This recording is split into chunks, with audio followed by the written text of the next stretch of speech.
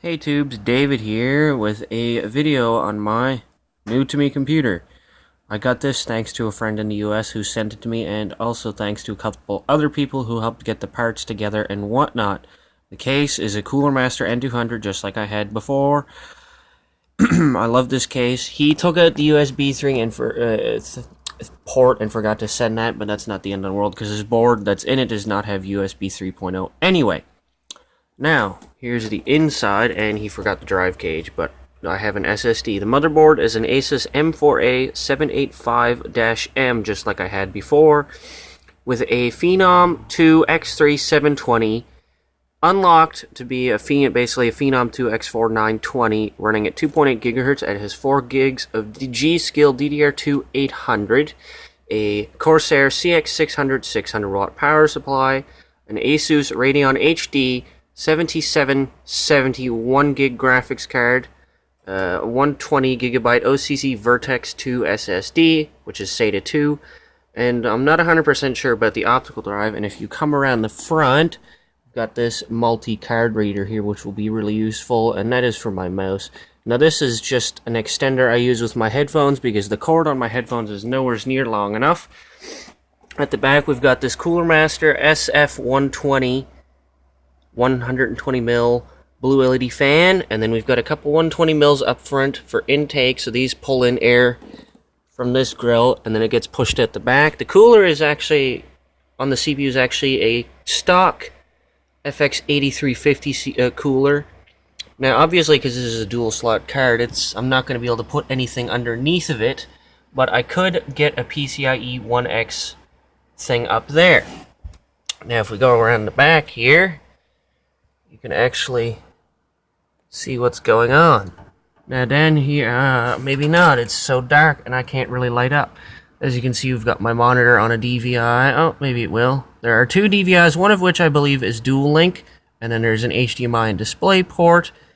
And then here's the back of the motherboard. As you can see, I've got my microphone plugged in for my mixer via the line in. It's a 6-channel audio.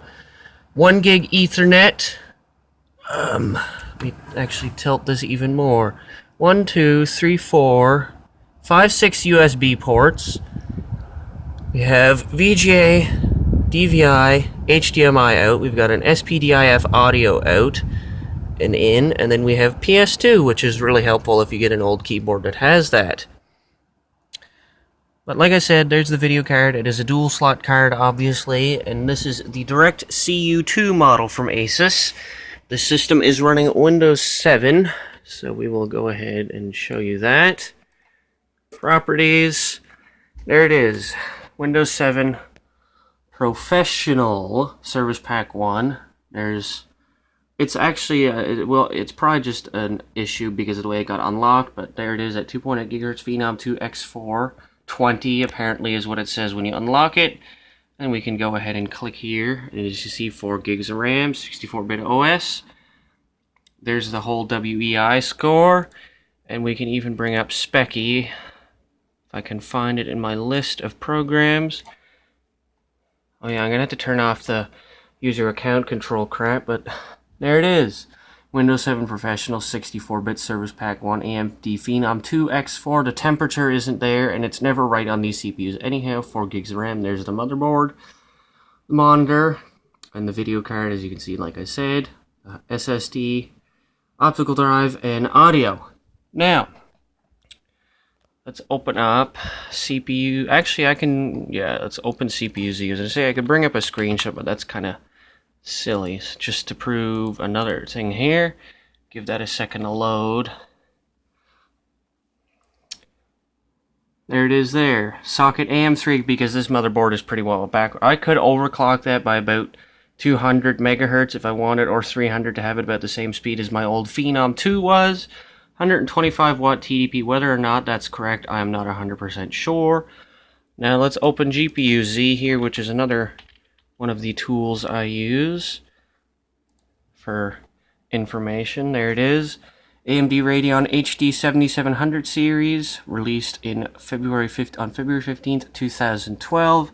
There are the speeds of things computing OpenCL. Obviously, it won't do CUDA because that's in a NVIDIA thing. As you can see, AMD Radeon graphics, yada yada yada. That's the driver version. And I've got a few programs like Spotify, Steam, DroidCam, which I can use my phone as a webcam, Winamp, obviously. And we've got Adobe Premiere Pro for editing videos, which I'll actually use because I plan on adding a boot test, so through the magic of video editing, you will be able to see that once I add that in, obviously. And boom, just like that, it's loaded, and we can select new project. GPU acceleration on the rendering, which makes things a lot faster. Yes, overwrite the project. But there you go, that's the main part. And we've got, Google Chrome, yada yada yada, and it plays 1440p video flawlessly, as you see here in Linus video that I was watching earlier. It tries to do 4K, but not so well. It seems a little laggy, and it's more so just the computer than the internet. The card can't quite keep up. But there you go. That's it to this little piece, and then through the magic of video editing, I will be back. Alright, here's that boot test I said I would add to the video. So, 3, 2, 1. As you can see, it comes right up, and we have to wait a minute for it to post, obviously. And there we go. Of course it's going to do that. F1 to run setup. This is a strange issue with the board. I don't know why, but when you shut it off, it does that. Restarts, it will not do that. It's just a strange issue with this board in particular, as I've had that problem before. There we go. And Windows is booting up, and then we have to enter my password, obviously.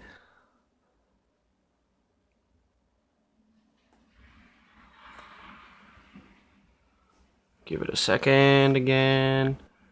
There, just like that. Now I'll enter the password as I need to do so.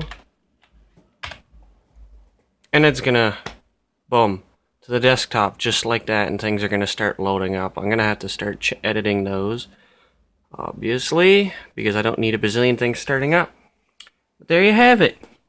That's pretty well it for this little video. Eventually this will be getting more RAM and a hard drive for storage, because I don't really have enough storage on the SSD to keep everything, but it's good enough for some programs, and I have a network drive mapped on another computer just to have some extra storage. But that is that. I shall talk to you guys later.